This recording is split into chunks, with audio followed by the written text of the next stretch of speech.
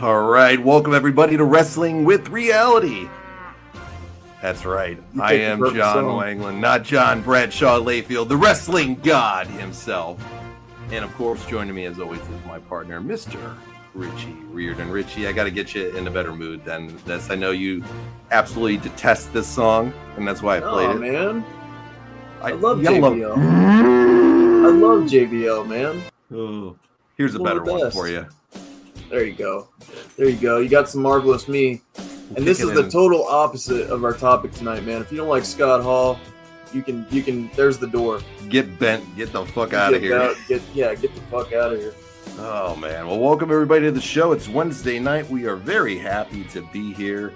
It's going to be a good night tonight. We're going to have some fun tonight because we're going to talk about the most unlikable wrestlers. And this is going to be an unfiltered show, so we're going to give you an opportunity to tell us yours at the end of the show. So we do have a little prerequisite to it, though. If you're sensitive, you're a sensitive flower, and you don't like real talk, and people just shoot probably ain't the show for you. Yeah, hit the bricks. Sorry, you got to go for you. So you got to have some fun with it. And looks like we lost your audio there, Johnny. Tonight. Oh, how about now? Is it better? Yep, you better. All right, man. Sorry. But if you're a sensitive flower and you can't take real talk, it's not the spot for you tonight because we're going to have some fun cutting it up. And if you're going to come on once again, you got to be real. If you don't like somebody, you got to call it out. You got to say why you don't like this person. Absolutely. And you got to give an unfiltered view. All right? No candy ass shit. I don't like his wrestling skills. Come on, no. We want to hear why you don't like that person. Absolutely. It'll be a fun one. And Richie's got a new concept for next week that we'll talk about later on in the show. It's a really good idea, something we've never done on the show. And I think you guys will enjoy it. So, all right, let's see who's here. Sean's here. Say my name, and I appear, I believe, I'm not Joe Hendry. Jeremy, what's up? Rance, good day from Brisbane. Good day, mate. Queensland, Australia. Sean's always excited to see him. He gives a good old good day blackjack. Everybody's always excited to see Mr. Lazarus. So, good to see you. Jason is here. Greetings from Stillwater, Oklahoma, United States of America. Amen. Good to see you, Jason. Hey, yo. Rand's here. It's time, Devon. Get the cookies. Mike Lovin, what's going on? Big Mike. Good to see you always, my friend. All right. Let's see. I got a bunch of them here. I'm going to try to get to everybody here. Let me turn a little Marvelous Me off here. Who else do we got? Man, Back to the Future. Mike says, what's up, John and Richie? Little Rich and Cowboy John. I'm not a cowboy. All right. You know this, Big Mike. Richie could get away with more cowboy than me. There ain't no Cowboy John here. Scott Hall is the man who changed the biz. Damn right, man. Are we talking legit unlikable or kayfabe unlikable? Either way, Ryback. Paul. Either way, Ryback. Nice. So, Paul, what we're going to do is, and for everybody as well, it's legit unlikable or kayfabe unlikable, whichever way you want to look at it. If you want to go based upon their character, their ring stuff, whatever, please go with that. But if you just don't like them as a human being and as a person, we want to hear that too. Like that, you can do it either way you guys want to do it tonight when we get to that part. So I think Ryback's going to be on the top of a few people's list tonight. For sure. What a douchebag. Yeah. What a douche. Big Mike, West Virginia. What's up, Big Mike? You are the cowboy of my dreams, John. Rewind is here. He's bringing the lotion. It's not, hey, Devon, get the cookies, Rand. It's, hey, Rewind, get the lotion. Get the lotion. So we're looking forward to hearing your thoughts later on, but let's get to a couple of modern topics to kind of kick it off tonight. In the fucking miss of the year, hands down, this might be the miss of the year right here. So Monday rolls around. I know you got it in the group chat, and Hogan and Bischoff come out with this really cool promo. You saw that, right? Yeah, I did see that. Really cool. All right. Teasing a third man, NWO style, really cool promo. Really got everybody's intrigue going. What are they doing? Are they starting a podcast? Are they doing something else? Are they going to create a promotion? Who knows what they're going to be doing together? Are they coming back to wrestling in some way? And they teased this big third man. He's a world champion. He's a badass in every way. And they're going on about this third man, how they're going to change the world again. They've done it once. They're going to do it again. So everybody's getting all talking about this thing. Everybody's getting a little excited for it. Did you see the conclusion to this today? I didn't see it. happened? I love this man. Hogan's my all-time favorite. You know this. Yeah, but absolutely. I gotta be fair, and I gotta call an ace and a spade on this one. They get all this hype going for it. Amazing promo, teasing this big announcement, whatever that fuck they're gonna do, and then they come out and they announce the third man today. Who do you think the third man is? Badass world champion. It's gonna be somebody way off the cuff. It's not even gonna be a wrestler, is it? No. I didn't think so. No. So they got this guy standing, to his back, and then he's pointing to himself like fucking Rob Van Dam. He's putting his back, and then the camera pans in, and it says Izzy's wrestling. Who the fuck is that guy? I'm like, who is this motherfucker right here? And then he turns around. He's one of the baddest men on the planet. He's trained killers. Izzy Martinez, or what? Yeah, I think his name's Izzy Martinez. Is he and what is Israel Martinez. Who the is this? Hold on. I think I even got it plugged in here. Hold on. Who the fuck is that guy? Here we go. I got it here, I think, somewhere. Please don't say I deleted it. Please say I didn't delete this shit. I deleted it. What an asshole. Who the fuck is that guy, man? Seriously. We get the total Conor McGregor moment here. And then he starts going to talk about how they're going to change the world of professional wrestling once again. They've created real American freestyle wrestling. Oh boy, can't wait. Yeah. Woo. I heard Hogan is going to be the commissioner of that. I did read that part. Yeah, he's like the commissioner. Bischoff's the CEO, and this other guy, Izzy Martinez, is like the chief operating officer. So he's got money basically. Right. He's gonna make money off of this, guaranteed. He's gonna commission these two assholes to run this shit. Pretty much. And so this guy's got some accolades. I'll give him that. He trains John Jones, so that's one. That's a huge one. Yeah, big one. All right, he trained John Jones, and he trained Holly Holm when she beat Ronda Rousey as well. That's a huge one. Okay. Yeah. So he has trained over at Winklejohn's. You're a big MMA fan. Yeah. Jackson Winklejohn. He trained over there for years, and he's one of John Jones' prime trainers. So there you go. Obviously, he's a great fighter and trainer, but American freestyle wrestling. So the concept is going to be that they're going to build around stars in the amateur world. They're going to target the NCAA. They're going to target other wrestlers. One of the first people, you're going to get a kick out of this as an MMA guy. One of the first people that they signed is Ben Askren. Oh my God. That cream puff that got knocked out by that one knee by Jorge Masvidal in like 7 seconds. Yeah, that fucking cream puff is going to be God. The focal points of the he hasn't got enough, huh? Funky Monkey Ben Askren. Fucking American freestyle wrestling. All right. Good luck. God bless. It's gonna go to shit in a year. I give him 2 months. Oh, dude. They're starting a freestyle promotion, 100%. And the guys, you all heard it. Yeah, somebody, the MMA, his name is Izzy. Logan Paul is just a slime bag who takes advantage of fighters and wrestlers. All right, save that for later, Lawrence. Save that fire. Yeah, he's trained fighters in the UFC. He's going to be a lame. Who wants to see this shit? Man, I was hoping it was going to be a wrestling promotion, something like that, or I don't know what I was hoping for, to be honest with you. I was hoping for a podcast, something Hogan and Bischoff podcast, something like that. This was totally off the wall, and now that you're describing it to me, dude, I'm like, you know what it reminds me of? That fucking piece of shit Brawl for All that they tried doing in fucking WWF, and then they tried to bring it back with that stupid ass Fight Club shit in WWE. Yeah, and that hot garbage has never worked. Didn't work then, doesn't work now. It never will work. Yeah, ever. And I'm sorry, but nobody sits there and wants to watch fucking freestyle wrestling, I love Bischoff and Hogan. I love them, man. I think the world I do too. But this is going to go nowhere. Let's be honest. It's going to be an absolute fucking flop, man. Yeah. They'll make some coin off of it, and good for them. But total garbage. Just absolute fucking garbage, man. Like they have an opportunity to make a real big announcement. And what a cool promo, by the way, that they could have done. It was a cool promo. If they would have done something like a WCW reboot with that type of promo in, I'm all in. I'm all fucking in. But what you just described to me, I'm very disappointed. It works as good as a Mark Henry wet fart. Yeah, he's gonna have to call the delegation. Remember, Bro, we're gonna talk about Mark Henry later on. oh yeah, for I have a sure. feeling. Let's save our Mark Henry ones for later because I got a Yeah, feeling we're gonna. Dude, what a colossal miss this was for them to actually do something good.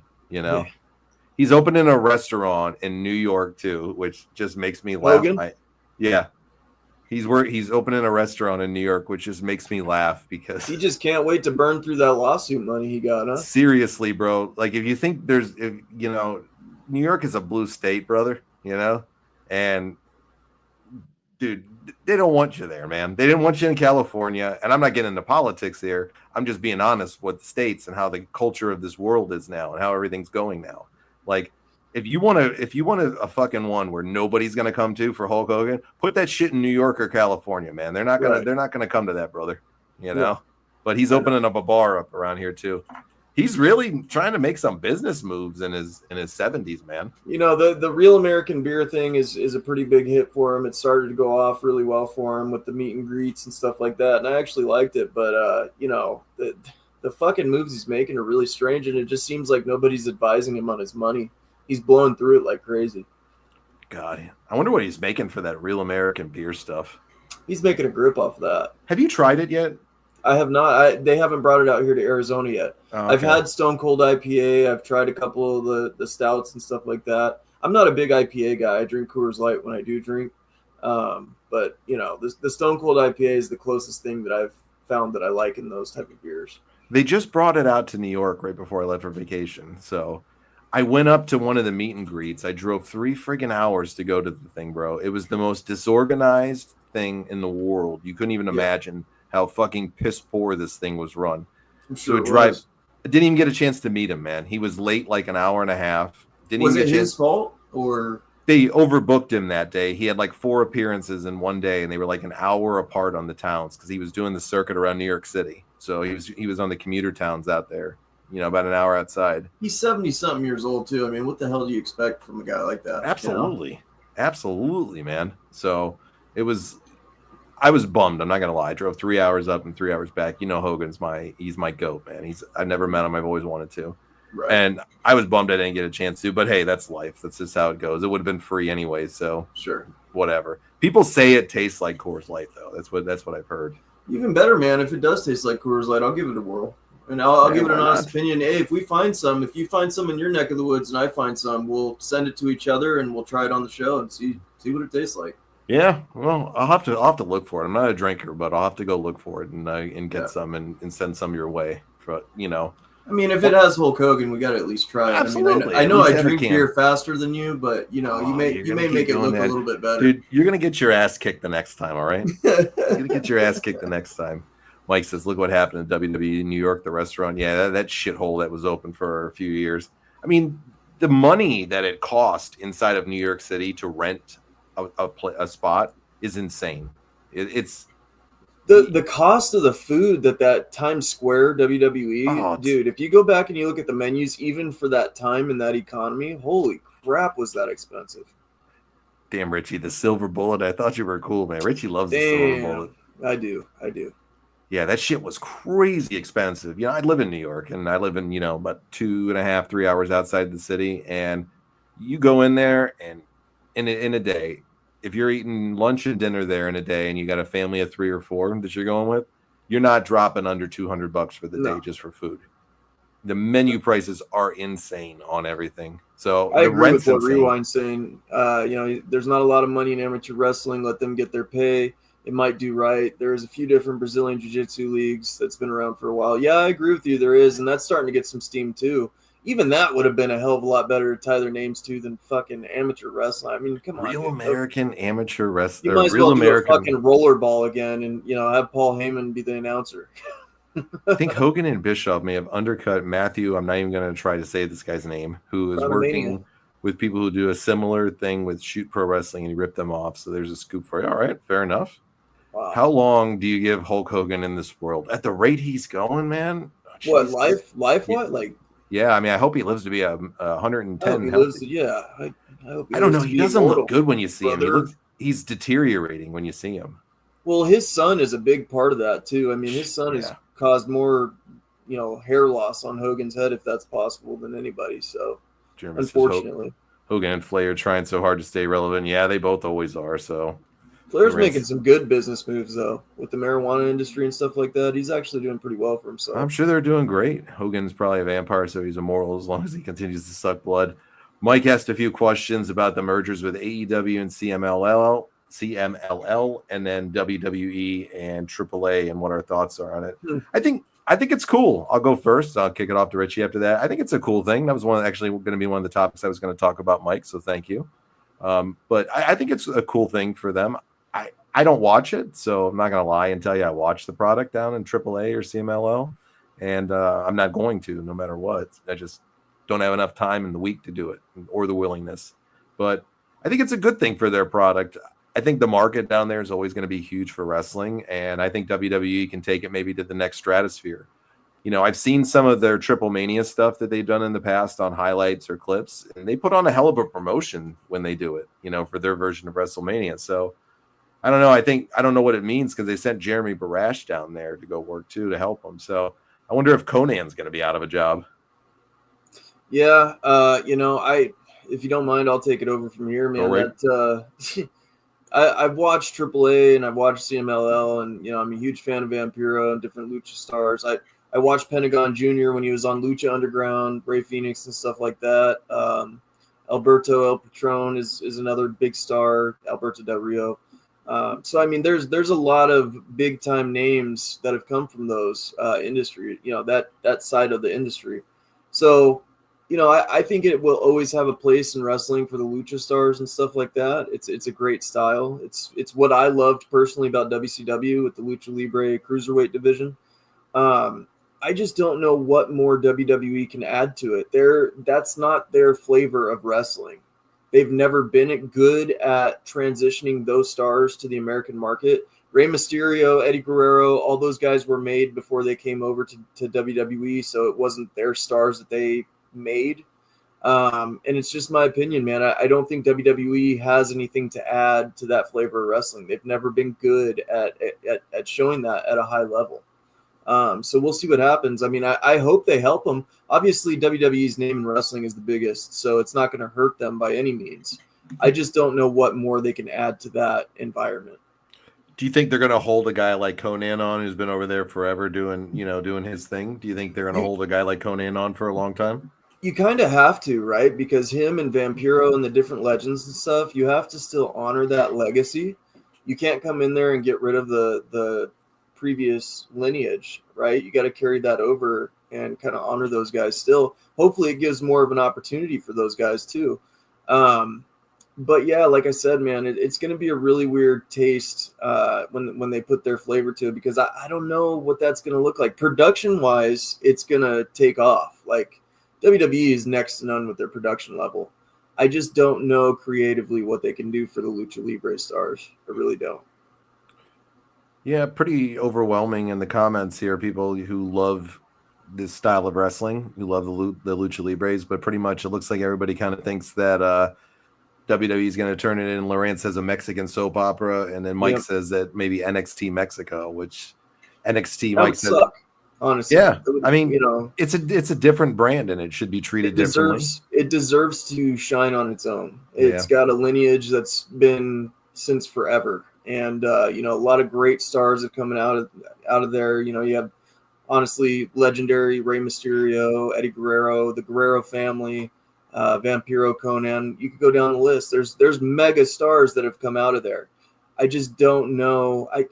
Do you think WWE is going to be able to creatively keep up with that? I mean, if you look at their track record, they've never been good when they've absorbed a promotion at ever utilizing it properly. Look at what they did with look at what WWF did with ECW and WCW. WCW, yeah, they tanked the shit, and they pretty much did it intentionally. I don't think it's the same regime that would want to do that like they did before, with the new blood kind of in there. I don't think that they would do it. But I don't know if they would know how to market it properly, because it's a whole different market in that area and what they like and what they look for. And unless the people that, are in charge of it have the knowledge level like a Vampiro or a Conan or any of the guys that are running it behind the stage, You know, You have to put a guy like that in power almost, you because have they're the to. ones that have built the groundwork from the ground up over there. And so you need a guy like Conan, you need a guy like Vampiro that knows that environment, that knows what that culture likes, stuff like that. I mean, you got to do that, right? Lord knows I'm not a fan of either of those two people. You know that, and Yeah, absolutely. 100%, I'm not a fan of them in any way. But if you're a dummy if you let those two, at least, honestly, Conan is the one It that wouldn't take much to get Vampiro or Conan to go over there. I mean, they're no, they they're would do it in a making heartbeat, they're guaranteed. making peanuts compared to what they used to make in WCW, so they would take any kind of You'd payday. be a dummy to let a guy like Conan go, who's known that market better than anybody Yeah, has for the last 30 sure. years, Yeah. and is You got to arguably give one him of his flowers, man. He has absolutely, discovered a lot of lucha libre talent. absolutely, and Conan is a genius when it comes to that. he has built that promotion and so many others down there, when they've gone through their roughest times and booked them, and everybody has questionable moves and what they do. Man, you'd be an idiot to get rid of a guy like that Right. and not utilize their knowledge level. And even Ian Vampiro, like with him, he's what he is as a human being, and that's, I'll leave it at that. He is what he is as a human being, and I don't I'm not a fan of him as a human being and how he treats people, but he's a smart fucking dude, man. And let me tell you, Yeah. the guy knows his wrestling too, and he Sure. knows how to make it good and do good things with it. So And he tells a great story. I mean, his fantastic character. storyteller. I'm not a fan of him personally either, but he is one of my favorite wrestlers of all time because the character and the story. That guy, I mean, with literally nothing, went in there with Lucha Underground and did the match of the year with Pentagon Jr. Totally made that guy a made man after that match, and it's still being talked about to this day. And people are still begging for a part 2 for that match. So I can't hate on Vampiro too much creatively. Yeah, these guys, you'd be a dummy not to utilize them, and they know that I know WWE is a huge entity, but they know the politics of dealing in an area like that, and they know what you have to do. Sure. Because let's be realistic, the world isn't sunshine and fucking roses, and there's a lot of corruption that's going on around the world. Yes. And Mexico is one of the most corrupt countries out there. So to I'm navigate sure the they've politics, used the wrestling stuff too for money laundering and different things like that. I'm sure, absolutely. you know what I mean? So Conan is bowdy and rowdy. That he is. Maybe Jeff Jarrett will leave AEW and WWE, put him in charge of oh AAA. I don't God, know. God, keep him please stay away, away from Lawrence. that. La Parca, the chairman of WCW, finally shows up in WWE. Not a fan of Vampiro. I could see Ray or Juventud taking over. Juventud, no. Juventud, he's a troublemaker, Eat the man. juice, baby. That guy's always been a troublemaker. There ain't no way he's getting the reins. Dude, that guy couldn't manage his own life, let alone a promotion, Big They Mike. fed that guy pretty much to WCW television, and they made him a great star, and he effed it up by just taking shrooms, dude. Fucking idiot. Art Barr was an amazing fucking best frog splash ever. That was an AAA OG. I don't know Art Barr. Do you? Yep. Who is he? Art Bar, look him up, Google him. He's an interesting fellow. Okay. I'll have to check him out. Was he like a luchador, like an American luchador or something? He was. Here, I'll show you a picture of him right now. Okay. Send it over. I'll have to check it out. I think I've heard the name, but I don't really know the story, so I'd be interested to see that then. Isn't Mexico run by the cartels according to shows like Narcos on Netflix? What about Alberto Del Rio? I didn't know he passed away. Alberto Del Rio, Jason wants to know about. Well, Alberto is suspended right now for 6 months from working shows in Tijuana, which I guess is a big hotbed for AAA. So he's their world champion and can't work shows in one of their biggest markets, which is typical Alberto Del Rio. Do I ever think that they'll let El Patron, or whatever he's going by now, come back? No, I don't think so. He's absolutely not. He's another one. He's had his issues, and he's got an opportunity down there in AAA, and they've given him one, and he hasn't fucked it up. But I think there's too much bad blood in WWE, and I don't think he's worth it. What do you think, Richie? Sorry about that. I was looking up Art Bar. What'd you say? What do you think about Alberto Del Rio coming back? Alberto Del Rio. I mean, we got to talk to Ricardo Rodriguez, and he was a treat to talk to, and I know he thinks very highly of him, but that guy just can't get out of his own way. Whether it was his ego, whether it was relationships with women, he was his own worst enemy, dude. He could have been a huge star, and a lot of people said he was the next coming of Eddie Guerrero. They were trying to build him up to be that, and he fell off the map pretty hard. Yep. I don't think they're ever going to give him another shot, Jason. No. That's just me. And he looks rough. Like, I don't know if people have seen him lately, but he looks pretty bad. I mean, he doesn't really have any other options other than working down in that area. I can't see any major promotion in the United States touching the guy. He could go to Puerto Rico. They still have a pretty big following down there. So yeah, and if they're going to bring Paige back this year, I don't think Alberto's going to be working any shows with them. You know, are they bringing her back? Are they discussing that? There's been rumors of it. She left AEW. Her contract ran out, and they didn't end up renewing it. So she said that she doesn't know if she's going to continue wrestling or whatever. She's going to be back. What else is she going to do? You know, was she going to make a real porno this time? I mean, I just can't see her doing anything else but wrestling, and she's still so young. So, I think she'll come back, but I can't imagine El Patron coming back if she's coming back. Yeah. Got a cameo by Vampiro asking him his advice on booking. It was quite good. Really appreciate it. Yeah, I listened to it, Lawrence, when you sent it to me. I'm glad he followed through on your cameo, man. We'll keep that to ourselves. Rewind says Paul was going to bring an Art Barr in with Eddie and ECW. Yeah, they were going to be a tag team. Yeah, he died of a pill overdose, is what they're saying. But Rewind says heart attack. Yeah, it was a heart attack, but it was brought on by pills, is what I've read. So Alberto got pussy whipped worse than CM Punk in MMA when he did that for that short while, apparently. Dandy. Alberto got his ass kicked in mixed martial arts too. So didn't he try it in Pride back in the day? Yeah, he also fought Tito Ortiz even more recently. I think it was back in like 2016 or something. Did Tito choke him out? He got his ass beat by Tito. Yeah, it was pretty bad. Tito choked him out. El Dandy never got that free land from Ric Flair for doing the job for David. El Dandy is one of the greatest athletes of all time. Never doubt El Dandy. He's up on there in the level, like if this guy keeps working hard, I know you're a big fan. You're a big favorite. This guy's one of your favorites now. This guy could be the next El Dandy on that level of a jam-up guy. And that's that El Grande Americano, right? Dude, from the Gulf of America. Yep. I'm getting one of those T-shirts, man. He's got some incredible merchandise. We need to turn that guy's merchandise into a hot item. So go over there and get you a Americano shirt, dude. Did you go get an Americano shirt today when Jeremy sent you the link? I'm going to. You better, bro. I'm absolutely a man of my word. I will buy one. If you wear that out, you got to be careful though. All the chicks are going to have a replica Americano mask on WWE.com. Wow. I'm gonna buy one. Shit, you gonna wear it on the show? I'll wear it on the show, dude. I'll wear it on the show, bro. If you wear that shirt, I might be Americano, bro. Bro, you might be. You never know. But don't go out in public in that shirt, bro. You're a married man. All the chicks are gonna come and just start trying to rip your clothes off if they see you in that shirt. I know it. When I'm changing AC units out on commercial roofs and stuff like that, I'm gonna rock my Americano mask. Yep.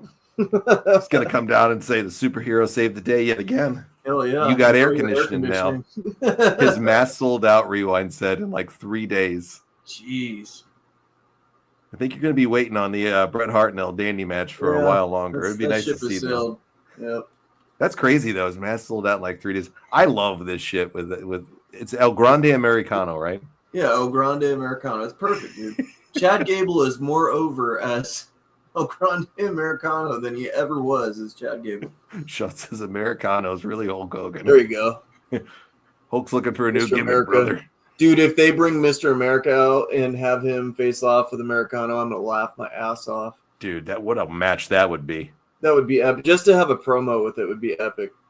God, that would be fucking good. It would, dude. It would be a good one. Well, let's get into the main event tonight. And once again, the main event is the most unlikable wrestlers.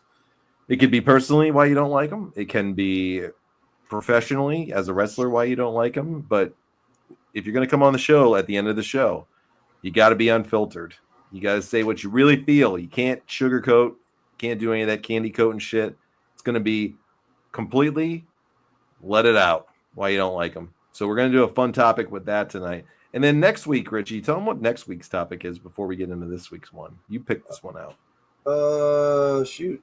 I think it wasn't it a situation where it was a match? So, like, So my idea was basically like, let's revisit the so-called worst moments or misses of WWE of all time and see if they really are that bad. Like, I want to kind of do Goldberg versus Brock Lesnar, WrestleMania 20, for instance, and see if it was really that bad, and kind of go over it, see how we would have booked it, kind of see if we feel WWE handled it the right way, how you guys feel about it. I think it could be a fun show. Picking those different moments in history, like, the Alliance angle, it was a miss in a lot of people's eyes, but if you go back and rewatch it, there were some good things that they did and some bad things that they did. Austin's heel turn, different things like that. I think we could go over and make a fun show out of it. So, all right. So we're gonna do Goldberg and Brock, WrestleMania 20. WrestleMania 20. All right. So that's gonna be next week's topic, and we're gonna see, is it as bad as we really remember it to be? Yeah. I think that match might definitely come up there with. I think it might be. I think it might be as bad as we remember it to be. You think so? I think so. Okay. I remember seeing it live, and yeah, I do too. Wow, what a shit show! Right. What a shit show. That's all I'm gonna say. I was excited for it, though. I'm not gonna lie, but I'll save it for the next show. And then kayfabe killed everything, and everybody found the reality of it is that both of them were leaving anyways. Brock didn't want to stay, and Goldberg said, "Fuck you, I'm out of here. I made my $5 million and I'm gone." Right. And everybody in the crowd knew it, and they reacted accordingly. If I recall correctly, it was a New York crowd, wasn't it? It was. Yeah, Madison Square Garden. Yeah. Yeah. Well, they learned about what New York fans are like, because they're fucking ruthless. And they're smart. I mean, they're very smart too. Usually, not always, but usually. All right. Well, let's get into tonight's topic: the most unlikable wrestlers. So, I'm going to kick it over to you first. What is your first choice tonight for most unlikable wrestlers? And is it because of their wrestling, or is it because of them as a person? Well, this is both for me personally. The Miz is somebody you've liked for a very long time. And while I credit him with his promo work, I think he is very decent on the mic and can draw you in on a lot of his promos. But that guy, man, his moveset in the ring, just the way he even came about being off of that TV show and being Mike Mizanin. And I don't know if people remember him coming in with the fedora hat and the jorts. Yeah, he was the originator of the jorts and stuff like that, the gothic pants. Oh my God. I could never get that image out of my head. And that's one of the reasons why I've never been able to like The Miz, was that first gimmick he had. It was terrible, dude. Awful. So he's just cringed to you. You just can't stomach him. Cringed. And then he fucking inspired Logan Paul's fucking god-awful outfit. Oh my God. Just I could go on and on about The Miz, man. I do not like that guy at all. Big Mike's going with Devon Dudley. He's one of my least favorites. He's not personable. He doesn't like taking pictures with the fans. Horrible attitude. Personality is absolutely horrible. All right. Okay. Interesting. Have you ever met Devon? I've met Devon. I've never heard that about him, actually, that he doesn't like taking pictures with the fans. It's crazy. Interesting. Very nice guy when I met him. Can't say that I had a bad experience with him, so that sucks. I don't know if you had one personally with him, man, and if you did, I'm sorry, but he was a cool guy to meet. So, all right. I met him when he was in TNA, though. He was it was like a less stressful schedule, so that might be why he was nicer. I don't know if he was a dickhead, when he was in WWE. So, Sean says The Miz is awesome. I love The Miz too, Sean. Okay, I do. That's the other thing I didn't like, was the awesome shit. I never got it. So. Jason says Leo Rush. He was fucking annoying. I wanted to throat punch him. Well, you and Mark Henry would agree, man, and you guys can talk about the delegation and save Mark Henry. Save Mark Henry. We're gonna get to him. I guarantee Leo you. Rush. All right, my first one I got to go with. I just don't know what it is. This fucking person drives me crazy and has driven me crazy for 20 fucking years and is like a gnat that we can't get rid of ever. And I just don't understand why. We talked about him last week on the show in depth, but I want to read a statement from a recent interview with this WWE superstar. So he's an older superstar? It's not a he, it's a she. It's a she, okay. It's a she. So I'll say this. My choice is Natalya Neidhart. Nothing happened in fucking Natty. So here's a recent interview. We're going to get a speech from Johnny on this one. He's held this in forever. So here's a recent interview with her. Here's some transcripts from it. Natalya passionately opened up about her mindset, her work ethic, and her approach to longevity in the WWE, emphasizing that her success is rooted in her relentless drive, not her entitlement or expectation. I just feel so alive and I feel so free. And it's cool that I'm being allowed to do these outside projects with WWE's full blessing. She made it clear she's not going to sit back and wait for creative opportunities to come to her. I'm not comfortable just taking a paycheck and just coasting and just hoping that the writers of WWE think of something for me to do. Shut the up right now, Natalya. That is what she has done for 20 years, is coasted and cashed a check that she didn't deserve. She has zero fucking talent in the ring. She has zero fucking charisma. She is a charisma vacuum. She is like a popcorn fart in time that has stuck around. Like popcorn fart in time. That has stuck around for 20 fucking years, making millions of fucking dollars and robbing the WWE blind, and thinks that she is like the greatest thing to ever happen to women's wrestling. Hey, Natalya, I'm going to make it real clear. You have sat back and coasted your entire career. You have been content with it. WWE is not feeling that you need to get out there and go show the world who you are and letting you go to other places. They're letting you go to other places because you fucking suck. You suck. You absolutely fucking suck. Oh my God. That is why they let you go to fucking Bloodsport. They hoped you got your ass kicked so you would stay away. And the rest of your teeth knocked out. Yes. They're sending you to the NWA because it's a nothing happening fucking show, just like you. Nothing happening. Natty fucking Neidhart. Go away. The nothing happening Wrestling Alliance. Fucking go away. Stay away. Jesus. Dude, you have had this in you forever. I could go on for a whole show about why I don't like fucking Natty Neidhart. Go away. Oh. She's fucking miserable. She was top on my list tonight as soon as I saw that. Look after that. And that was on Big Mike's Wrestling. So shout out to Big Mike who's in the crowd there. Big Mike's Wrestling. He put that up on there today. Calm down. We need to get rewind. Rub your shoulders. You set me off because of it, dude. All right. Let's get back to this. Nothing fucking happened in Natty Neidhart. I know it. All right. I don't like Bischoff due to him killing WCW, Sean says. If you're currently talking, I can't stand Pat McAfee and Logan Paul. Not that they're damn it, you got mine, Lawrence. Pat fucking McAfee. If we're gonna go off, no, I'm just kidding. I know, Sean, that she's set to wrestle over there, right? Yeah. I'm fucking reminded of it when I log into Facebook and somebody posts that shit in some group. Nobody fucking cares about Natty Neidhart. All right? Nobody fucking cares, Natty. Go away. Go the fuck away. John needs a coffee and a smoke. Seriously. All right. That's my opener for tonight. All right. What do you got now? Give me another one. How do you follow that, dude? How do you? I don't know. How do you? Dude, you had a statement ready and everything. I felt like you had note cards and all kinds of shit. I've been waiting to let that out for years. God. I lost about 5 viewers when I went on that rant. So looks like you lost about 5 pounds too, dude. Seriously, I know what Dave LaGreca feels like now. God. All right. Well, Jesus, folks, we can wrap it up. The show's over. My second least favorite would be Virgil. He was a worthless manager. No, Meat Sauce Mafia, dude. We got nothing but love for Virgil here. We love the Meat Sauce Mafia. Anyways, I'm going to go with somebody that's not necessarily a wrestler, but it's an announcer. Got your message, Jeremy. I'm not talking about Pat McAfee, but I am talking about Michael fucking Cole, dude. Michael Cole? If there's somebody that I want to fucking retire from the WWE and that I've dealt with for over 20-something, probably 30, 40 fucking years, it's Michael fucking Cole. If I have to hear Vintage Orton one more time, I'm going to punk kick my own self in the fucking head. Vintage Richie Reardon.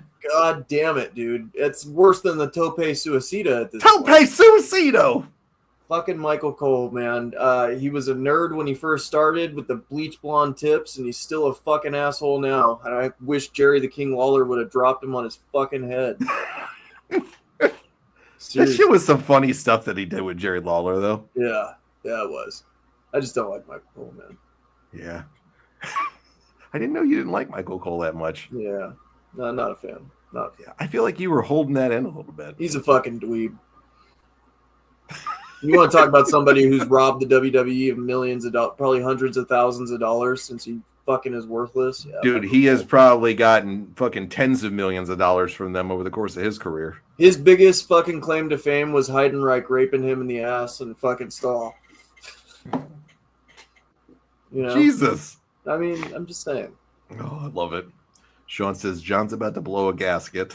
Yeah. Rewinds offer, and he said, I'd like to give John a nice, long, smoothing massager after that The gnarly rant. Heidenreich special. But he'll be wearing his Natty Hart shirt. Yep.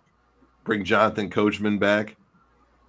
Absolutely. Buck Zumhoff. He sexually abused his daughter. He's in a prison in Minnesota. Yeah, fuck Buck Zumhoff for sure. I heard that story. Guy. That's enough reason to fucking whoop his fucking candy. I hope the rest of his days in a Minnesota prison, wherever the hell he's at, is awful for doing that shit. There's no place in this world for people like that. Hope you get raped with a prison shank made out of fucking. Yeah, they need to just make the rest of their life miserable for what they did. Absolutely. Fire Michael Cole. Bring back Kevin Kelly. What? Did you like Kevin Kelly? No. I never liked that guy. He was terrible. Was Didn't he just have a meltdown with AEW and he's suing them or something? Probably. That guy's a loser too. Bring back Jim Cornette. You want to bring somebody back and have ratings? Bring back Jim Cornette. Bertha Faye. She was a horrible women's wrestler, and to add on to it, she had Harvey Wimpleman as a manager. Cole and Taz was a dream team. I'm not a fan of Cole. Oh. Mike says, I am a fan of Cole. He's the next Jim Ross. All right. Oh. Interesting. We're hearing you compared him to Jim Ross? We're hearing very mixed opinions on Michael Cole. God. Do you like Michael Cole, sir? I could give a shit less about Michael Cole. He's another one, like, to me. Like, yeah, he's been around a long time. His voice is annoying. His commentary is exactly the same every time. You're never going to follow in Jim Ross's footsteps, ever. No. You know? You're never going to be Bobby the Brain Heenan. You're never going to be Gorilla Monsoon or Jesse the Body Ventura. You're not going to be anyone. Michael Cole. Yeah. You're a fucking nerd, just like you said, Richie. You're a fucking nerd, and you've been infesting our screens for 30 years now. Yeah, go away. Yeah. Jason's a fan of Gorilla and Jesse, too, here. All right. Yep. Gorilla and Jesse, what a great commentary team. I forgot about Coach. I can't stand that piece of shit, Rewind says. Jonathan Coachman. He's not a big fan of the Coach. All right. Stephen A. Smith of the WWE. Oh, God. Oh, let's talk about one of the most unlikable people in this world who got instant karma this weekend, and I loved every minute of it, was that piece of crap Deion Sanders' son, Shador. You know? Oh, really? He didn't get drafted, did he? Not till the 5th fucking round by the Cleveland Browns. Okay, he did get drafted. Yeah, by the Cleveland Browns. He's going to rot away in Cleveland if he even makes the team, you know? With the Miz. Hey now with the Miz. Don't be messing with his Cleveland Browns, all right? Nothing good's come out of Cleveland. Shadoosh Sanders, man, got karma and everything came back to him. Yeah, Jason said Shadoosher. We were sending memes back and forth throughout the whole draft, me and Jason, because we both share a strong disliking for the Sanders family, and especially that fucking douche canoe kid of his. Why don't you like Deion Sanders? He's such a pompous, arrogant, and just asshole of a human being.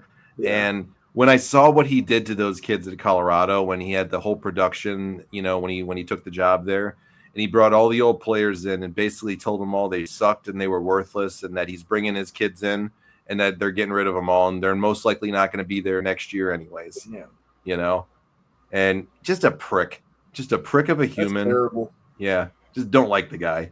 You know, just nothing about him that I like, but. Wrestling wise, I'll do a wrestler now. He's one of your all-time favorites. You know, you love this guy. You want him to bring this hall of pain to you all the time.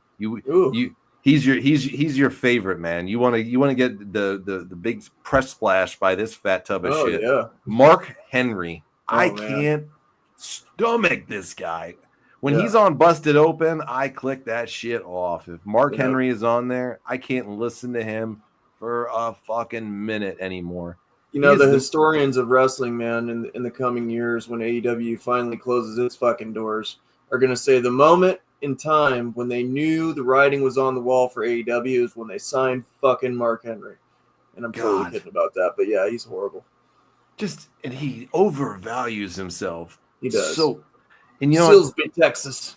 Yeah, Silsby, Texas, the world's strongest man, the Hall of Fame. Yeah. There's this guy. It's an embarrassment that he ever held the title belt. He was so worthless and shitty that the highlight of his career was Mae Young giving birth to the hand child of his. You know, not just that, but you know, if people go back and look at the beginning stage of his career, Vince McMahon was actually trying to give him gimmicks like that to get out of his fucking contract because he was so terrible. So bad. They had him on like That's a 10-year. Why the sexual chocolate gimmick was given to him. He was trying to get him to quit. Yeah. Wasn't it like a 10-year deal he had or something for like $1 million a year that he was making? Yeah. I mean, he wasn't going to walk away from that. No. You know? No. And somehow or another that they give this guy the title a couple of times there too. Right. You know? Like, I just never understand. You hear this guy talk and he acts like he has just been there, done that. Yeah, he acts like he's on the Mount Rushmore. He had some, like he's had some WrestleMania moments that'll fucking never go away. You know, like I can't even remember a good Mark Henry match. To be honest, with you. The only good one is when it's over and it's off your screen. Right. You know. Right. You know. Then a few years back, he had the beef with Little Leo, who everybody talked about earlier. Leo Rush. You and I think we spent like a good 2 or 3 hours laughing our ass off at that interview. Oh my God. So he did this just intensely long video about Leo Rush, and Richie and I I think we did a couple of shows on it. We did a couple of shows on it. Yeah. You know, it's in the archive somewhere. And we're listening to this whole entire interview he did bearing Leo Rush. I don't know why he was punching down to even fight with this kid. It was ridiculous. First off, you know, Leo Rush is nothing. Like, why are you sitting over there? 120 pounds soaking wet, and you're and a young kid learning his way, and you're fucking fighting with him over social media like a child and doing all that shit. And then he gives this long, drawn out interview, which we listened to the entire fucking thing on this episode. And great. He literally said that there's a secret society of African American wrestlers. Called and the delegation. Yeah, they called the delegation, and that he was going to call the delegation members, and they had reached out to him to see if they were going to do something. Handle Leo Rush. You know, poor little Leo Rush. We were like fucking speechless at it, basically. This guy's acting like there's a mafia of the wrestling world of African American wrestlers, and that Leo mouthed off to one of the Godfathers that he thinks that he is. You know, he thinks he's like the Godfather, and then he's all the rest of hero of his own fucking mind. Yeah, and all the underbosses from the delegation are going to call him, you know, to come and see if they want him to whack Leo Rush. Come on, man, over fucking social media. And professional wrestling, shut the fuck up. Right. And they kiss his ass on that show. They do. And it's well, the whole wrestling, it just seems like everybody kisses Mark Henry's ass. And I don't understand why. You know, and then him bawling his eyes out saying that Owen needs to come home for the Hall of Fame and shit like that. And I'm just like, dude, come on. He buried WWE when he was in AEW to the moon. Yeah. And then now since he's back there and he got his kid an LIL sponsorship through them, you know. Everything in WWE is great. Now he's shitting on AEW. It's like, come on, dude. You know, don't bite the hand that feeds you. For whatever reason, Tony Khan was gracious enough to give you a fucking paycheck. Brought your lard ass over for nothing. So you could sit on commentary and do a shit job that nobody wants to listen to anyways. You fucking suck. Yeah. All right. Absolutely. You're not one of the greatest big men ever. You're not even in the discussion. Yeah. You know? I'd love to see Andre the Giant fucking punch him in the face, man. Oh, absolutely. And he takes every opportunity he gets, he takes a shot at Hogan, you know? Wait a minute. I can't stand the Steiner brother idiot fucks. Jason. He's not a fan of being Steinerized. Dude.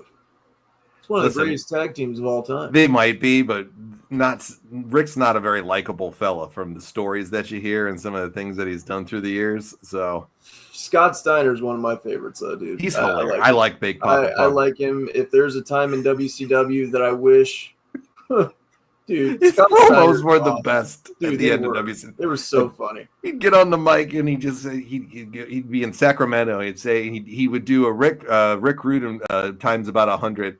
He's like, I came here and I see all you Sacramento scumbags, and just goes on to talk about how he's gonna fuck their women and everything. Yep, right in front of them and shit. Yep. It was awesome. Oh God, give me some Big Papa Pump from that time. Any day. He was great, man. Yep. I can understand why people do not like Rick, though. Rick is not a very likable fella. Sure. I like Scott's honesty, though, when you talk about people, and as much as I like Hogan when he gets going on Hogan or Flair, fuck that piece of shit. Yeah, tell Ric Flair to carry his bags. How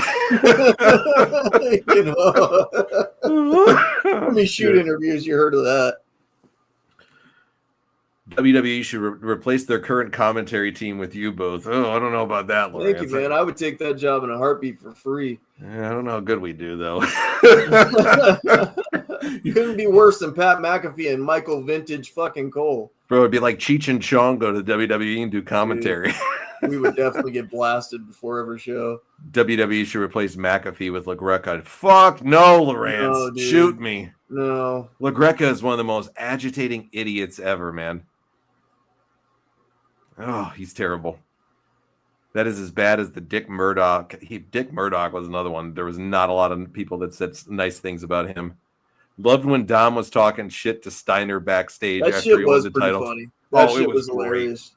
Yeah. Great. If you haven't seen it, go look it up, folks. Dirty Dom, right after he won the title off of Braun Breaker, Scott was like right across from him. He's rubbing it in and making fun of him. So yeah. Dom is a national treasure and needs to be protected at all costs. He does need to be protected. I hope they make him a champion. I really do.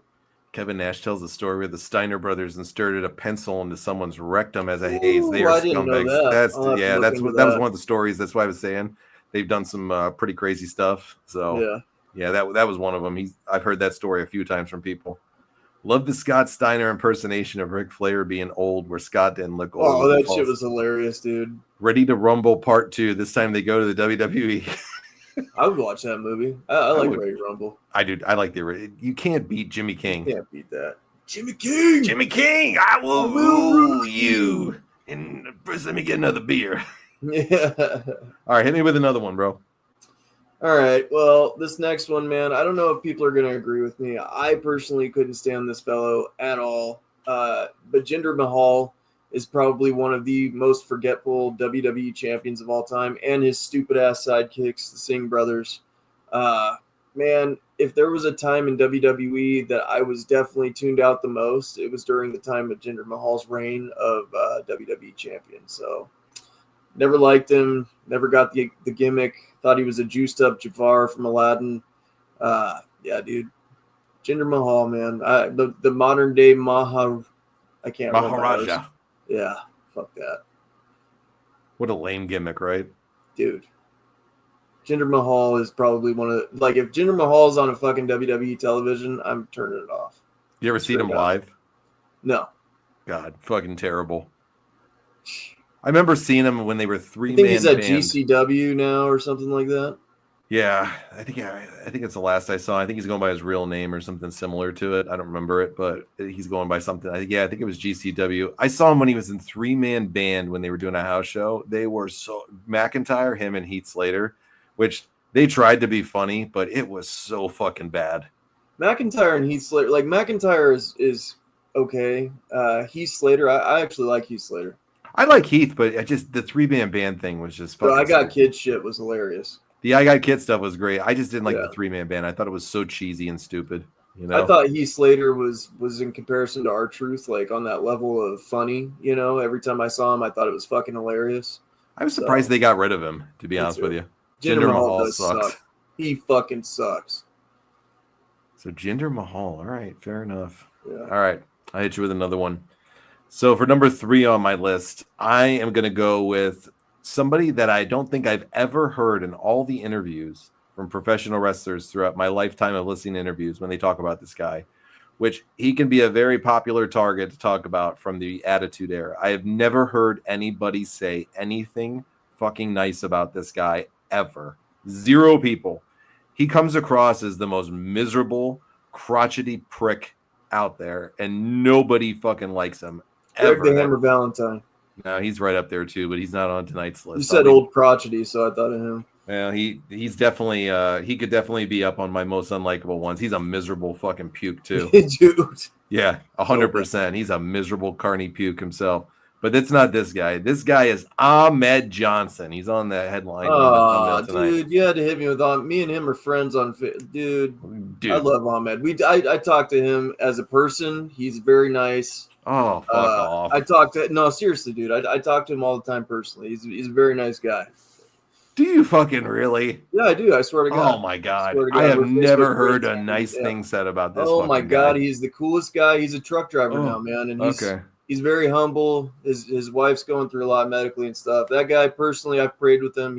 That guy's very cool guy. He did an autograph for us years ago for the show, and he couldn't even spell the fucking word renegades. It took like fucking 10 minutes to do it, and then he fell asleep on the stream. Yeah, I do believe that. Yeah, I do believe that. He's always got his earpiece in, and he's everybody I've ever heard in the professional wrestling world talks about what just like a gigantic scumbag this guy is. Yeah. Mean backstage, mean and hateful to anybody he encounters. He is very aware of the decisions he made in that time frame, and he's a changed man now. I'm not sure if he's a changed man. I'm sure that he still believes at some point that that time frame he was kind of robbed of his spotlight and stuff. He still thinks that, but you know what, man? The guy, as far as I'm just telling you my experience with him and the conversation I've had, he's a humble dude, truck driver now, earns an honest living, and is going through a lot of hard times. So I wish nothing but the best for Ahmed Johnson, man. Well, I hope it gets better for him and everything for like Mr. that. Tony. Big T from Harlem Heat 2000. Yep. I do hope it gets better for him. I have just never heard a nice thing about the guy, and you're the first person ever. So yeah. I will take that. He's very good to his fans nowadays. All right. I will take your opinion for how you like him. I just think he's been a miserable fuck. So, all right. Another one. Give me one more before we go to break, and then I'll do one, and then we'll go to break. So, this guy in particular, a lot of people say he's the next coming of Triple H. He's very heavily featured in WWE programming nowadays. Moment after moment of WrestleMania, stuff like that. He's multiple-time heavyweight champion. I can't stand his voice. I can't stand the stuff that he's into. I'm surprised that he lasted after the Shield and stuff like that. I always thought that Dean Ambrose and Roman Reigns were going to be the two stars. I can't fucking stand the fucking shit streak haired Seth Rollins. You don't like Seth Rollins, man? No, I can't. I think the curb stomp is one of the most irresponsible moves you can do. I think the buckle bomb when he fucking injured Sting was one of the most ridiculous moves he's ever done. He's injured 3 different people with it. He's very reckless in the ring, in my opinion. I do not like Seth Rollins at all. Do you buy him as a world champion? I think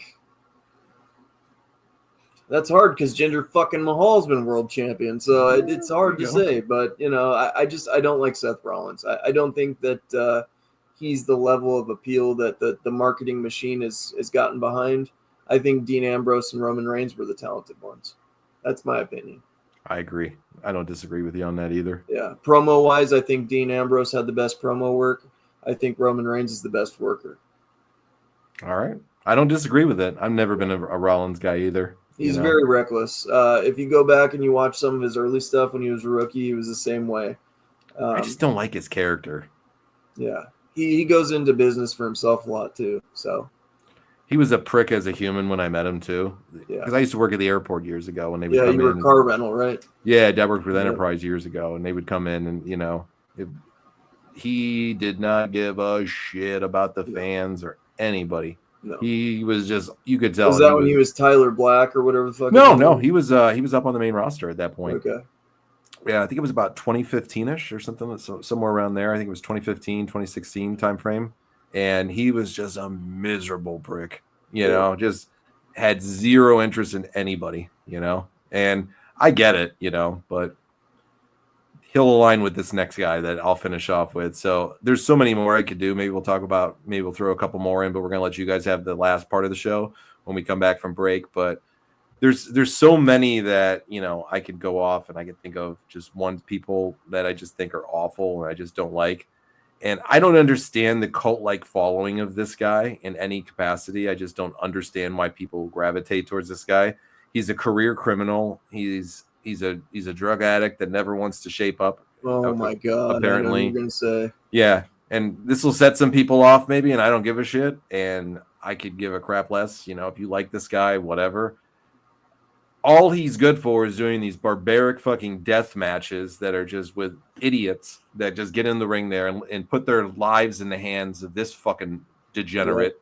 He has no redeeming qualities whatsoever to me that I can understand why anybody would like him unless they were a fucking thug and degenerate themselves. And that's Nick Gage. I don't fucking get it, man. What do you think?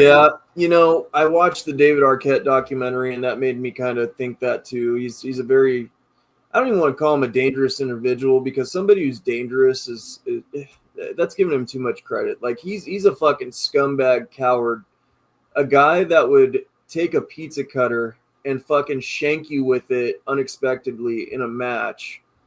That's one of the most cowardly fucking things you can do, because at the end of the day, you guys are in there putting on a show and trusting each other with your lives. I get the deathmatch stuff. Mick Foley was a professional when it comes to that style. He wasn't out there trying to hurt individuals and stab them and shit like that. That guy has no place in any wrestling ring at all. The only place he's got is to be in a fucking cage somewhere and locked up, like his last name, Nick Cage. He belongs in fucking prison. He's a scumbag, bank robber. I've had my bouts with drug addiction and stuff, so being a drug addict doesn't really turn me off to people. But Same here. What? Being a coward and stabbing people when they're trusting you with their life in the ring, that kind of shit, you're a fucking coward, dude. You're not dangerous. You're just a coward. So yeah, I don't get what people like about the guy. I really don't. I'll never understand it. He's a fucking idiot. He really is. I mean, he's just a fucking idiot. He's just a fucking degenerate, man. And for whatever reason, he has this cult base of fans that just think he is the greatest thing in the world. Because they're fucking idiots too. And it's gotta be. I just can't get in that style of wrestling is not my thing, anyways. I like deathmatch. Like, if you could tell a great story, like Oneida was a genius with it. Mick Foley was a genious with it. Those ones, yes, genius with it. I mean, those type of death matches I can get behind. Not These this fucking shit. idiots that are jumping off of 80-foot scaffolds into fucking glass and cutting each other up, and hundreds of stitches and shit, and it just for the sake of doing it in front of 20 people. Come on, dude. I mean, come on. And they're not telling stories. It's just crash garbage. Joey Nutella or Jelly Nutella is a fucking big one that I dislike a lot. Me and him have had bouts on social media to where you remember that he fucking blocked me. That's how bad it got. He was almost on the list tonight. He's an honorable mention for sure. That guy's a shit bag. He's a shit stain in the professional wrestling world. Right. That's a guy that should have never ever been. So I totally understand with the Nick Gage stuff. That guy's a fucking asshole. I don't like what he stands for. No. I don't like that. He's a scumbag. Yeah. He just actively calls out these violent gangs that he's a part of. He's a coward. He's a fucking coward. Like to get in there and be a performer, and you just attack somebody with a weapon out of nowhere. That doesn't make you tough, bro. It doesn't make you. One of the best parts about how dumb this fucking creature is that Nick Gage robbed a bank without a fucking mask on. Right there. Starters. And what's his gimmick? He comes out and he's got the mask around him like he's a like in the old cowboy days that the outlaws would wear. And that's what he forgot that shit when he was trying to rob a bank. Chris Van Vliet did an interview with him and he asked him about that, and he goes, "Yeah, the irony." He's like, the guy that comes out to the ring with the wearing the bandana around his face to cover his face walks into the bank not wearing one and robs it. Jesus Christ. And then you look at, oh God, that guy, I could go on for days about that guy. He's a piece of shit. I'm not going to hold the guy being a drug addict against him. We've all been down that road, but Jesus Christ. No, New Jack actually could tell a story, man. And New Jack was funny and had good promos and stuff like that. Like, But New Jack was reckless and dangerous. He was reckless and dangerous too, absolutely. He was a scumbag human being himself too. I just think Nick Gage was New Jack had a place in wrestling.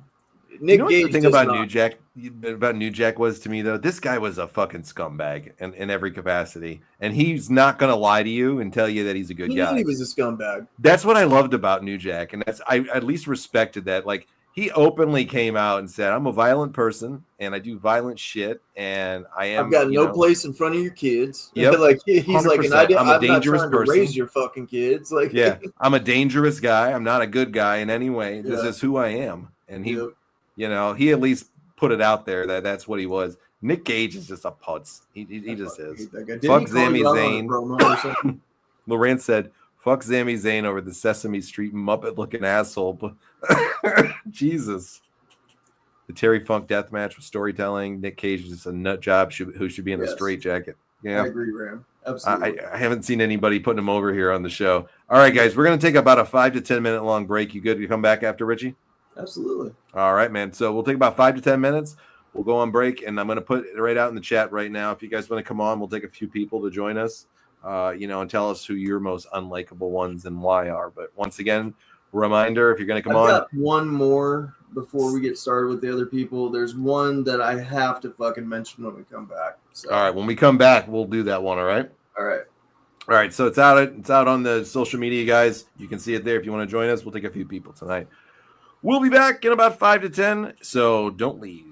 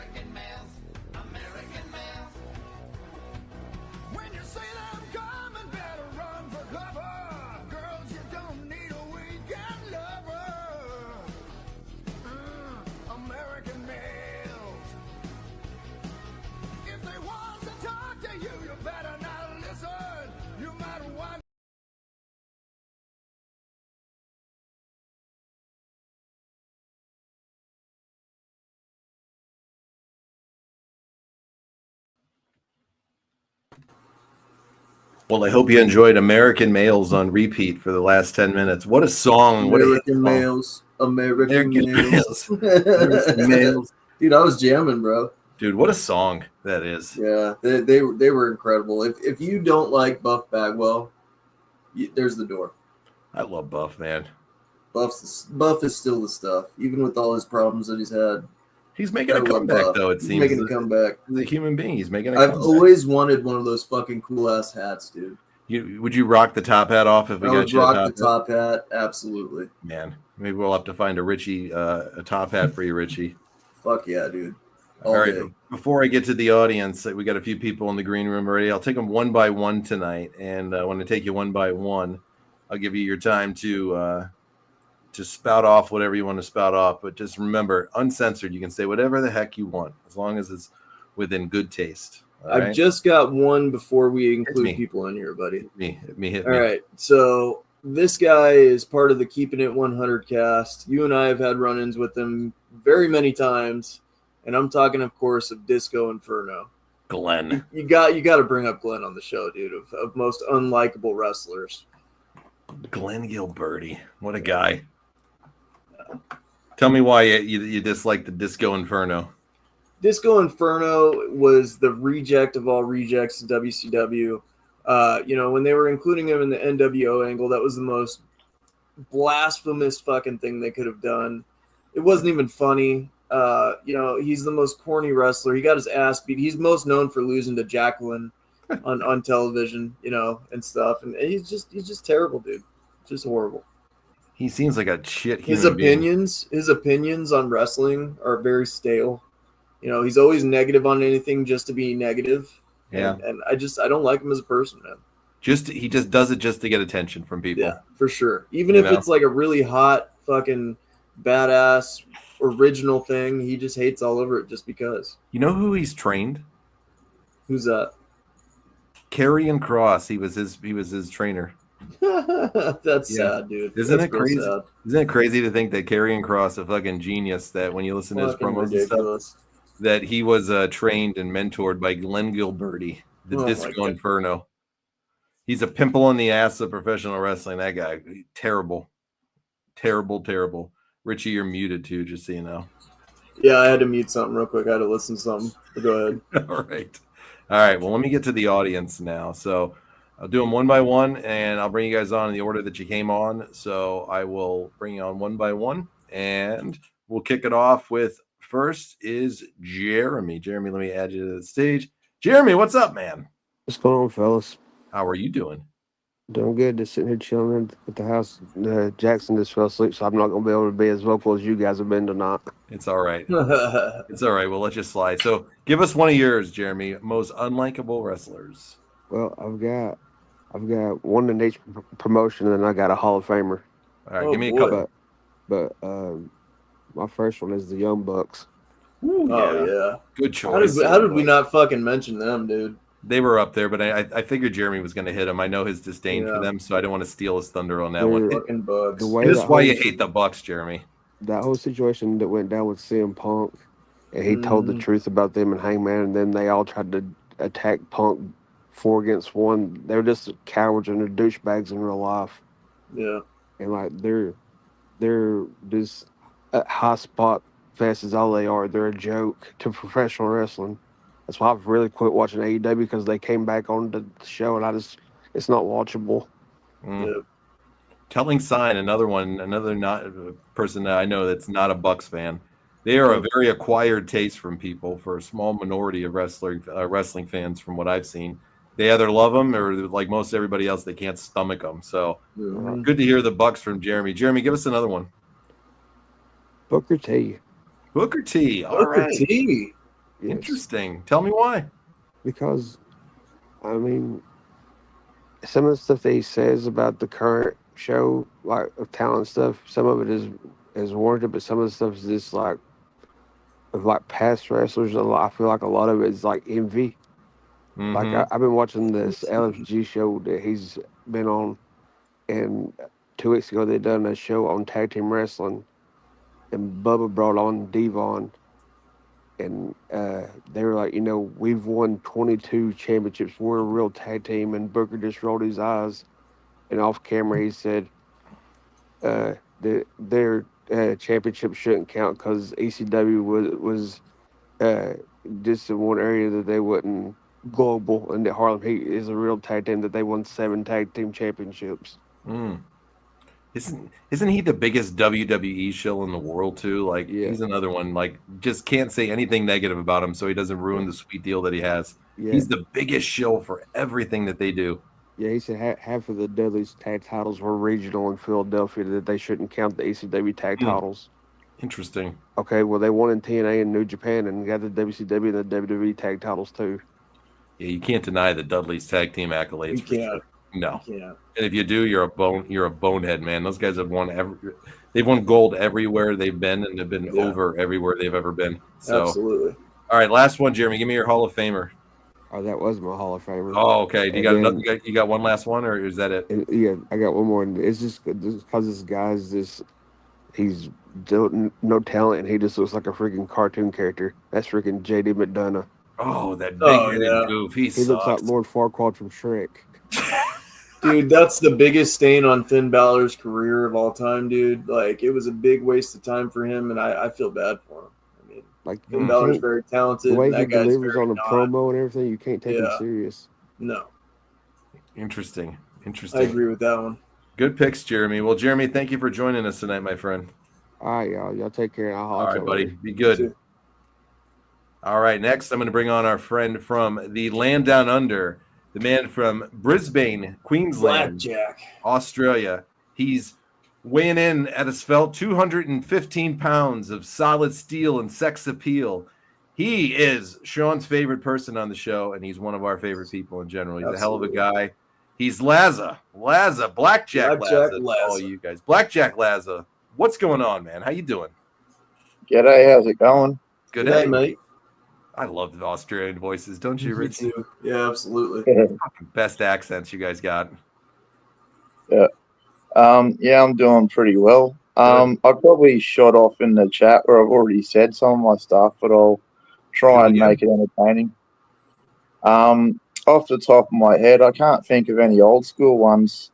Like when I was younger, there was ones I hated, but I've started to respect them as I'm older, and I appreciate their value. But some of the current ones, I just think are not talented. Like they're not playing the part of being a bad guy or getting hated. They're just hated because they suck.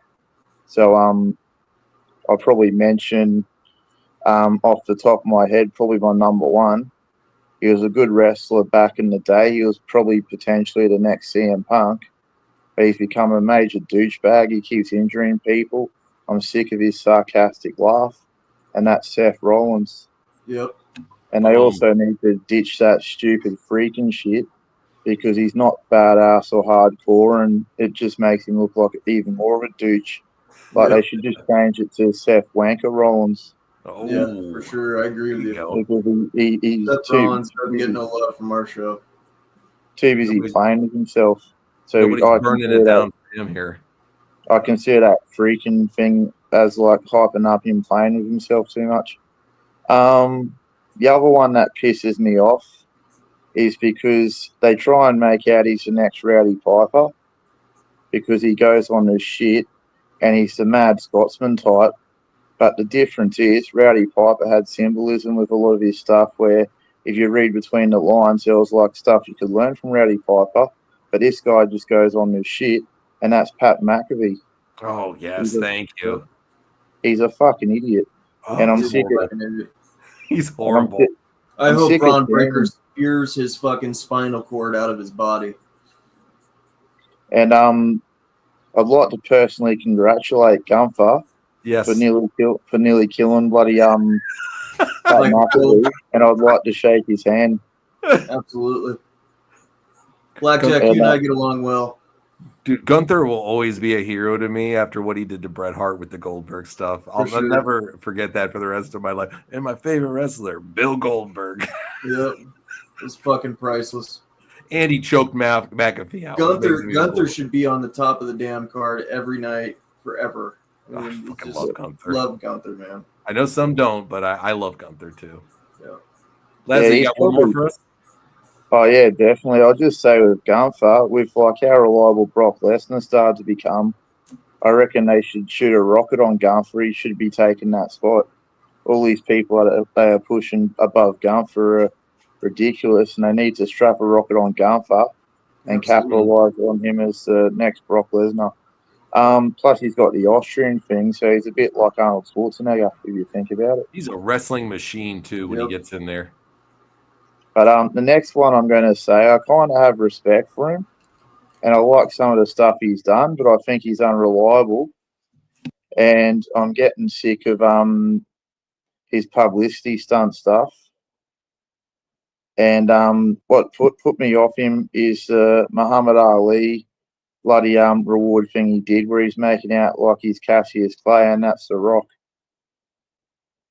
Interesting. I feel like The Rock's turned into a complete douchebag, where he's done some pretty entertaining stuff, but this whole Steal Your Soul thing is interesting regarding some of the aspects. I watched him on the Pat McAfee thing, but I reckon he shows up. Like, I appreciate legends showing up, coming and going as special attractions, but when The Rock shows up, he's doing like Stone Cold did, where he just hogs the silly. If they built up LA Knight properly, he could be the next Rock or the next Stone Cold. Sure. They don't need The Rock taking LA Knight's spot. If The Rock's going to make special appearances, at least have him work with the talent where the talent look good, not make the talent look bad. The only one he's really helped is Cody Rhodes with that beatdown thing, and look how much The Rock looks good in regards to that. Like, Cody Rhodes sold it, and that's what won the fans over with Cody Rhodes. But The Rock was still the star. It's always about The Rock being the star. But the Muhammad Ali Hall of Fame award thing, where The Rock comes out with the Muhammad Ali belt, I just thought he was the biggest bloody. The saying he says, "Do you smell what The Rock is cooking?" I just couldn't help but think, yeah, I smell what The Rock is cooking. He's so full of shit. What an idiot. Interesting perspective on The Rock. It's hard for me to hate on The Rock, man, but I do agree with some of your points. I think that I'm excited for the Sell Your Soul stuff. I think it's a perfect circle come around in the storytelling, because you had him do it when he was young. He sold his soul to Vince McMahon to become the corporate champion. So I'm actually looking forward to that storytelling when it does happen. The Rock made wrestling cool again, and he was what brought a lot of buzz. Like me and John said a couple months back before Mania, last year before Mania. You take The Rock out of the equation, all you had at the time was Cody Rhodes and Roman Reigns, and it wasn't that exciting. So, good points all around. I kind of respect The Rock. Like, I respect what he's done. yeah. But he's like the old has-been types. They're all right if they don't make an ass of themselves. Yeah. But a lot of them make an ass of themselves. Like Hulk Hogan's making an ass of himself at the moment with the whole NWA party. I think The Rock and Triple H have something behind the scenes where they're either jealous or envious of one another, but I think The Rock's trying to undermine Triple H quite a bit. I was actually going to save that for a topic for next week, because it's something that I actually, you read my mind on that, Richie, that I want to hit on next week. Is there really like a magic coup going on behind the scenes between them? Because I think so. Yeah, I mean, so let's shoot on that topic next week, because it's a great segue into some of the stuff we're going to do next week. So let's save that one for next week, though, fellas. Laza, always a pleasure to have you on, my friend. You stay safe. Also, I'll just say, with Triple H too, I'm not so fond of him with the comment he made about I wish I could tell the fans to fuck off because they don't like WrestleMania. The reason why the fans don't like WrestleMania, it's not that they don't like WrestleMania, they respect the heritage of WrestleMania. It's because you're killing the heritage of WrestleMania by overbooking it with heaps of shit. There's only one match or two matches I could watch properly. And so the brand alone ain't going to protect WrestleMania. It's about time you respected the heritage of WrestleMania and don't dish out heaps of shit on WrestleMania. Just take it back to night one. If you're going to have heaps of shit, have less matches, because it's been overplayed where they've just overlaid it with too much shit. But on that note, I'll let you go. I said, all right, brother. Always good to see you, Blackjack. We'll see you next week, okay? Man. Stick around in the chat. We still got another person to go. All right, always great to have Blackjack on. Well, our final guest for tonight, he gets a special introduction as always. He's our friend from Oregon. He's one of the most interesting fellas that I think we all know. He's a beloved friend of the show. He's a big part of the show. The garbage truck. He's Tales from the Garbage Truck, man. This guy has lived a life, and we're always honored to have him join us. Every time we get an opportunity to talk to this gentleman, it makes my night even better, just like it is when I get to talk to all you wonderful people that join us each and every week. But let's give him a proper introduction.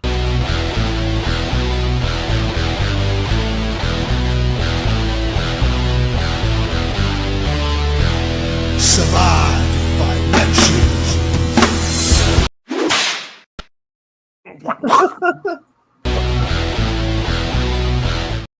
Play it again. Fuck it. Fuck it. Why not? Okay, one more.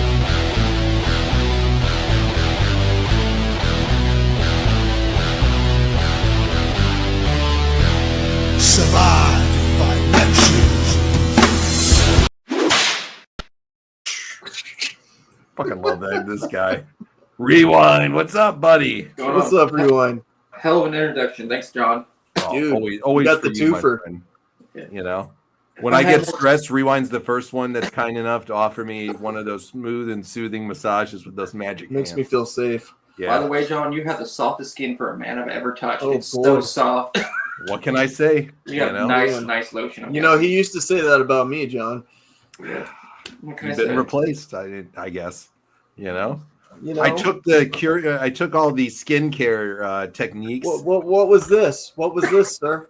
What was that? You blanked out on the thing. I said, "What was this, good sir?" You said, Oh yes, look at that. What a Look at handsome that. young man. Yeah. Was that all for nothing? I'm playing the field, Richie. I'm playing the field. It's the only guy that I'll let, and I know with Richie too, sexually harass us. Yep. Jude I get too. sexually harassed at work all the time. It's fine. There you go. There you go. Rewind. What's been going on, man? How you been? You been I've good? been good.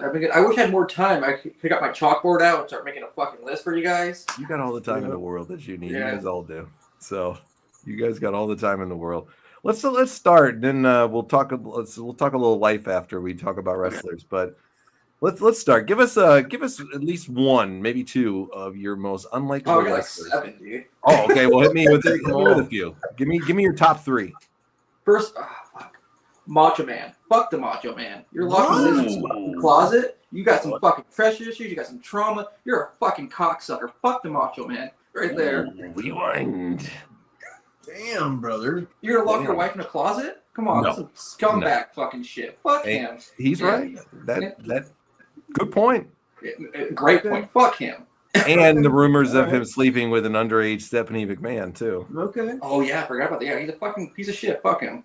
Yeah. Okay. Rewind's gonna snap into Those are some some good. macho Hey, man. those are some good points. Okay. Very good points. Fuck Eric Bischoff. Fuck him. What? Fuck Eric Bischoff. He should have stayed as a landscaper. Fuck that cocksucker. Fucking piece of shit. That's why Vince McMahon had to interview a broom in his interview. What the fuck did Eric Bischoff ever do? He stole the NWO idea. He fucking never made any new talent. Only person he ever pushed was Goldberg. It was too soon. He fucked everyone up. Fuck Eric Bischoff. And when WCW fucking went under, they hired him as on-screen talent. They never hired him as a fucking writer or booker because he's a piece of shit. He has no great fucking ideas. So fuck him and fuck his podcast too. Fuck Eric Bischoff. Oh wow, he's Damn. coming out swinging. Yeah. Fuck Michael Cole too, right, Rewind? Yeah, I do. I used to not like him, but it's getting better now. It's getting better. With him, and Well, Taz, you had to like him a little bit when Taz was carrying him for Well, all fuck that time. Natalia though, right, Rewind? Like you got her. Great. Yeah, she's one of the great hearts, right? Her and Teddy Hart, like right here, right, guys? No, No, And I don't think so. hit us with another. fuck Darby Allin. I don't get him. He's like the 2025 version of Spike Dudley. His spots make no fucking sense. Jumps back first onto a fucking table, onto a fucking He's fucking dumbass, dude. He's skinny. He's not believable. He's fucking dumb. Got myself there. I can't That's stand okay. him, dude. Yeah, I can't stand him. I don't get him at all. Putting him with Sting was fucking stupid too. I didn't get that either. He's just a moron. Fuck John Annett too. For the MMA fans, I hated that guy. When I used to watch the fights, I'd have to mute it on him. Fuck John Annett. He's one of those ESPN guys like coach. Yeah, I Fucking don't like that useless. either. Yeah, Is he that's gone why- from UFC or is he still doing No, it? he's still on there. They need He's to get still rid of his there? fucking ass. Yeah, I can't Jesus. stand him. That's the Michael Cole of fucking UFC. It really is, dude, but worse. And fuck Yeah. Triple H too. He buried every single person to get where he's at. I get it, but fuck him. He buried Taz, Chris Jericho, and the list goes on and on. Mm-hmm. Wow. Thanks, Lazlo. But you gave very interesting perspectives for Yeah, each person yeah, and for why you sure. didn't like them. So it's For very sure. hard to debate the unlikability of them based upon the facts that you're presenting. Yeah, they're all pieces of shit. Fuck Eric Bischoff. Fuck Eric Bischoff. All And the right. Macho Man. Fuck him Yeah. too. Fuck him, Fuck yeah. him. He made me cry when I was 6 too, so fuck Eric Bischoff. So Let me throw one to you guys too, and I'm pretty positive you guys will agree with me. This guy might be the Hall of Fame, the top of the Hall of Fame of recent wrestlers, more over the last 15, 20 years is one of the most gigantic scumbags out there who nobody will work for and is just a delusional fucking nutcase of the highest degree. And I'm going to go with Ryback. This guy, wow, what a douchebag. You know what? Like, I'm excited about Ryback when him and John Cena were going to do that Hell in a Cell promo. Like, Mhm. when he stood up. That was the time that I liked Ryback and thought he was actually going somewhere. Then it was like it all went to his fucking head and he turned into a douchebag. So Rewind, what do you think? he stole RVD's fucking ring attire too. Yeah, He did. 100%. when I think of Ryback, I think of CM Punk's shoot interview with Colt Cabana, him just shitting on him, how he hurt him all the time. He just fucking horrible. I was really watching wrestling when he was wrestling, but like I listened to that interview and I listened to like CM Punk at the time, so that's the only time I get a reference of Ryback. But yeah, fuck him. Yeah, pretty general consensus. Jeremy put another one out. Matt Riddle, unwatchable in the UFC, WWE, and turned him into a blithering idiot. Jeremy, I think he was a blithering idiot even before that. At that point, to be honest with you, that guy smoked so much dope that I think he's basically killed every last brain cell that he has. You talking about Matt Riddle? Yeah, Matt Riddle. That guy's a fucking asshole, dude. He's in the NWA now, right? Where is he? Oh, He's wrestling MLW. in fucking Yeah. Turd. Fuck him. Yeah, he's MLW's like world champion or some shit right now. Yeah. Another guy that's just an abuser of women, from what has been said about him through the years, from his ex-wife, just total gaslighter. Fucks with the women that he gets with their heads all the time, and just seems like an awful human being, cheating on his wife, for all those years and doing that shit. Good pick on that one, Jeremy. Rewind to close the show. The audience has already asked for it, so do you have any Need a good punishment story? bowl, baby. Yeah, is there a good punishment bowl story that you got for us? I want to, not really. I mean, I have ones, but I don't want to say it on air. Say it. We're good. I don't know about that. It's not gonna get us kicked off or anything like that, so we're good. Did I tell you about the chick who stole my coffee and bled on my pillow? No. No. I met this chick. She was like 6 foot tall. She was haggard as hell. I met her on Fet. I'm like, let's go to dinner, see what happens. We go to dinner. She's like, you want to go back to your place? I'm like, sure, why not? I'm not going to turn it. I mean, I should have turned it down. So she goes back to my place. She comes in. She's like, can I smoke? I'm like, yeah, go outside. She wants to smoke weed inside my apartment. I'm like, nah, just go outside, bitch. Like, it's fine. Just go outside, bitch. It's fine. She goes outside. She gets stoned. She comes in. She sits on my couch. She loses her vape pen. Still haven't found out where the fuck it is. This was like 2 years ago. Wow. And then we start messing around or whatever. And I guess she had really thin skin or some shit. But she just bled all over my fucking pillows and all over my fucking blanket. Yeah. So she's anemic. I guess. I'm How not did she start bleeding? I mean, I was a little rough, but not that rough, right? Like it was How did she start bleeding? Did she just start randomly gushing blood out? No, she had like really thin skin. She was like super white. Like I don't know. She just had sunburn. I don't fucking know. But she bled. Not a lot, but she still bled. Like there was little pockets of blood everywhere. What did you say to her when she bled on your bed? She's the one that said it. It's like, oh, sorry, I bled on your bed. I'm like, what? She's like, oh yeah, I bleed from sometimes. I have really thin skin. I'm like, that's. She's like, what the fuck? Get out. You of weren't here. like whipping her with the I'm wearing a cannons. condom for a reason. I'm like, what the fuck? Yeah, for sure. And then like she would. What? Sorry, continue. Oh no, go ahead.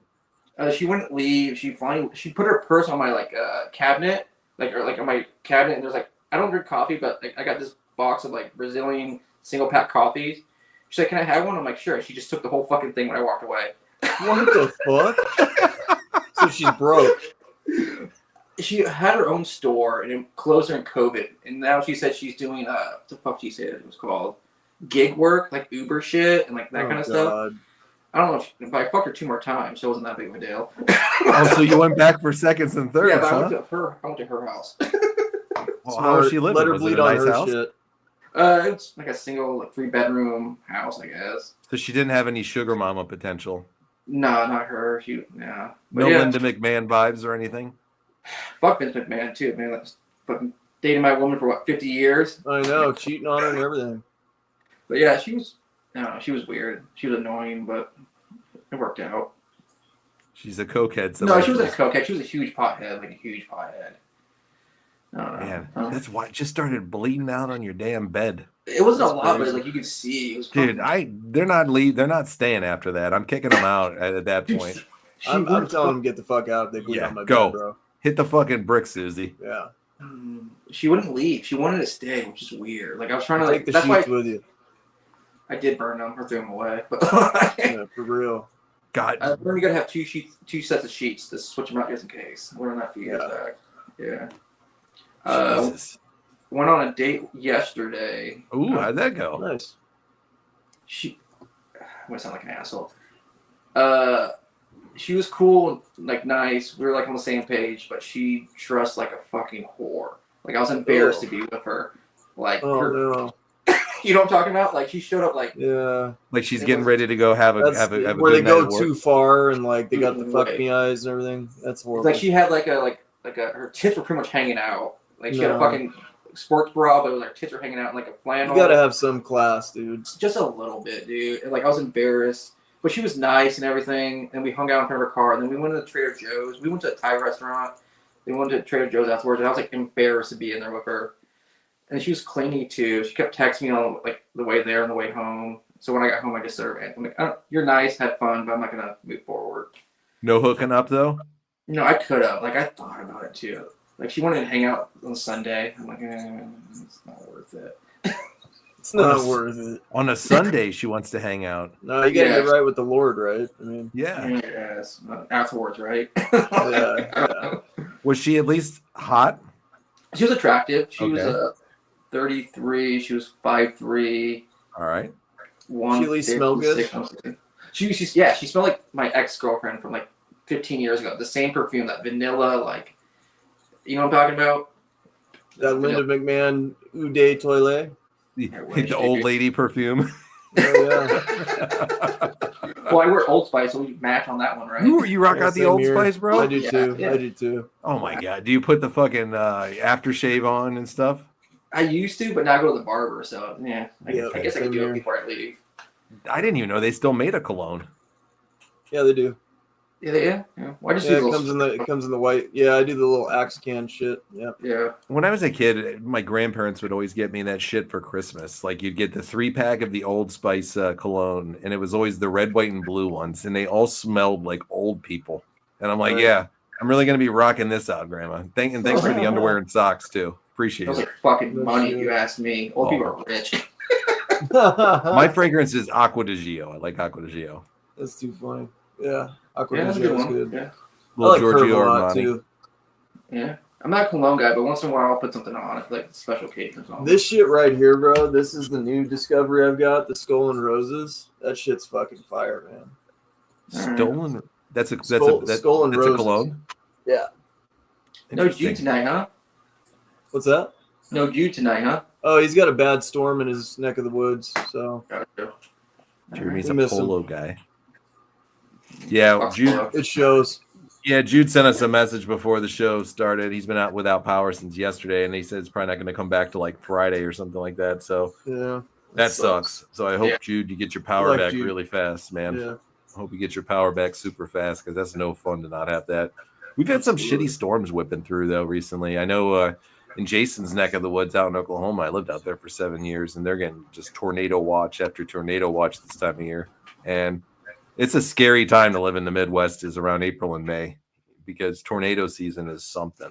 It is every night. It seems like some crazy storm. Yeah, fuck that, dude. My aunt moved out there a few years back. She said there's fucking gnarly tornadoes, dude. Crazy weather, man. Crazy place to live. So everybody stay safe out there. Well, Rewind, thank you for joining us, my friend. And Thanks for having me on, guys. yeah, absolutely, buddy. We'll see you next week, okay? All right, have a good one, guys. Thanks. All right, be good, buddy. All right, Richie. Great show as always, my friend. Any closing thoughts to take us out tonight? You are on mute first. You're on mute, buddy. Am I still on mute? You're good now. Okay, cool. I'm glad we're back, dude. I'm glad we're doing this stuff, and every week it's been a blast. You know, it's what I look forward to, man. You guys are my favorite, and so yeah, keep coming back. We got great content. Me and John have some different ideas that we're gonna do to freshen things up and keep you guys coming back for more. So hope you guys are enjoying the show, brother. Absolutely. John, you got any good trip stories?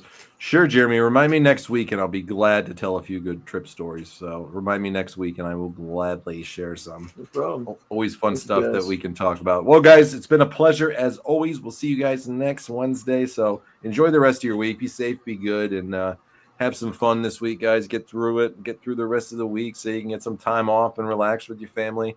Remember all that's important in life. And hey, guys, always love hanging out with you guys too. Thanks so much, everybody.